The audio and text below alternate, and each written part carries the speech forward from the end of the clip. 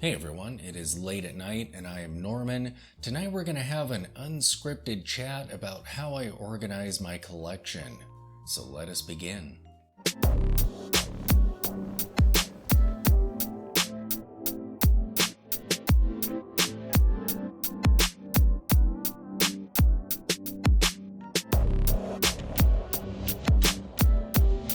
So I recently recorded all of my State of the Collection videos, and as I was going through my watches, I realized that how I organize my watches really doesn't make sense anymore.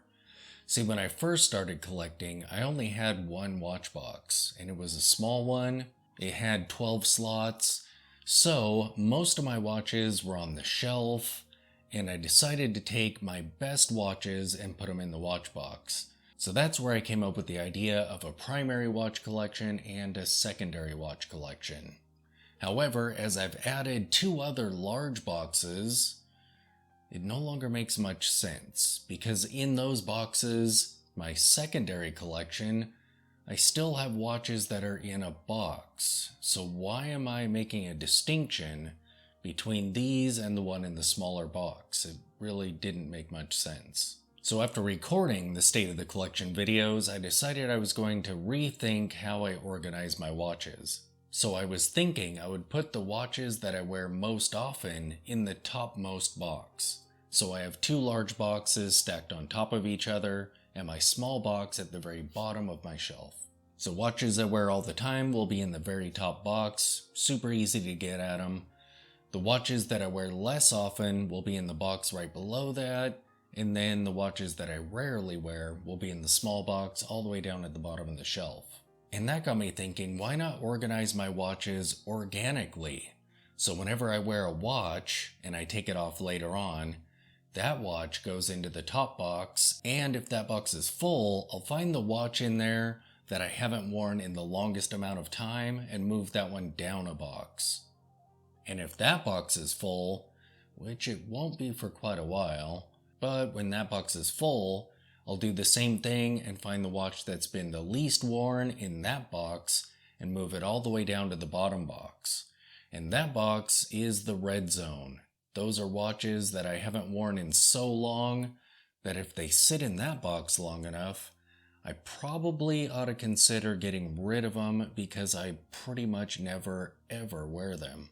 So far this idea is working out great. My very top box was completely empty because it's brand new, and at this point it's already over half full from watches that I've been wearing recently, and I feel like it would incentivize me to wear watches that I don't wear very often.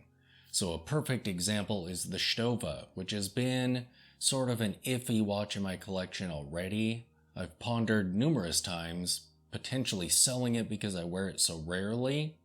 However, watching it descend through my watch boxes, I feel like it would be sad to watch it just linger and then go, so I might be motivated to force myself to wear that watch every now and then and give it some wrist time.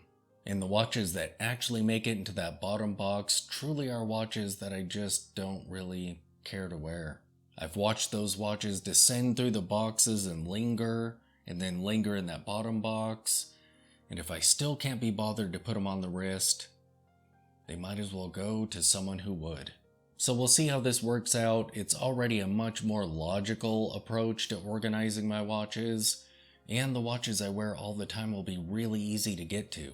And this way I have a mechanism for cleaning up my collection so I don't have 5 million watches sitting all over the place. Now ironically, the watches that are exempt from this process are my shelf watches that are still shelf watches.